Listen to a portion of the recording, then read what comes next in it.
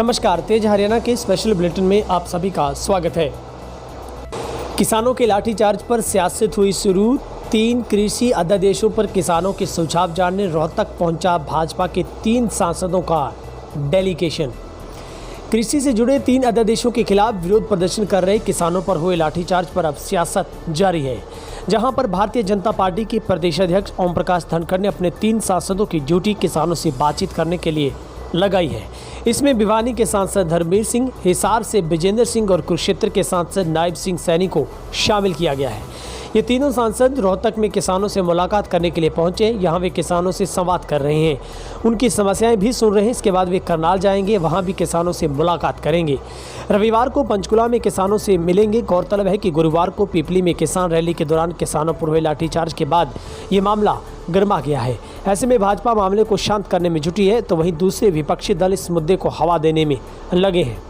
उधर भारतीय किसान यूनियन के प्रदेशाध्यक्ष गुरनाम सिंह चडूनी ने ओम प्रकाश धनखड़ द्वारा बनाई गई इस 3 सांसदों की कमेटी को सिरे से खारिज कर दिया है।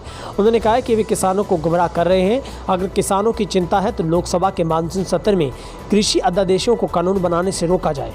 गुरनाम सिंह चडूनी ने कहा है कि सिर्फ तपती आग को ठंडा करने के लिए राजनीति की जा रही है। केंद्र सरकार के इन अध्यादेशों का विरोध कर रहे किसान, आपको वो बताते हैं वो 3 कौन से हैं। पहले कानून के मुताबिक हर व्यापारी केवल मंडी से ही किसान की फसल खरीद सकता था। अब व्यापारी को इस कानून के तहत मंडी के बाहर से फसल खरीदने की छूट मिल जाएगी। अनाज, दालों, खाद्य तेल, प्याज, आलू आदि को जरूरी वस्तु अधिनियम के तहत बाहर करके इसकी स्टॉक सीमा समाप्त कर दी गई है। सरकार कॉन्ट्रैक्ट फार्मिंग को बढ़ावा देने की बात कर रही है। उधर किसानों पर लाठीचार्ज होने के बाद कांग्रेस और इनेलो ने इस मुद्दे पर किसानों को समर्थन दे दिया है। कांग्रेस नेता भूपेंद्र सिंह हुड्डा, प्रदेशाध्यक्ष कुमारी सैलजा और वरिष्ठ नेता रणदीप सिंह सुरजेवाला पीपली जाकर किसानों से मिले। उन्होंने किसानों को इस मुद्दे पर उनके साथ खड़े होने का वायदा किया है। वहीं इनेलो नेता अभय सिंह चौटाला भी लाठीचार्ज और अध्यादेशों का विरोध कर रहे हैं। उधर कुरुक्षेत्र से लाठीचार्ज के मामले में गृह मंत्री अनिल विज ने इनकार कर दिया है। उन्होंने कहा है कि किसी तरह का लाठीचार्ज हुआ ही नहीं है। कोरोना काल में किसी को इतनी भीड़ जुटाने की इजाज़त नहीं है। कानून व्यवस्था बनाने के लिए कुरुक्षेत्र पुलिस को तैनात किया गया था। पुलिस सिर्फ इतना ही चाहती थी कि किसान सड़क पर जाम ना लगाए।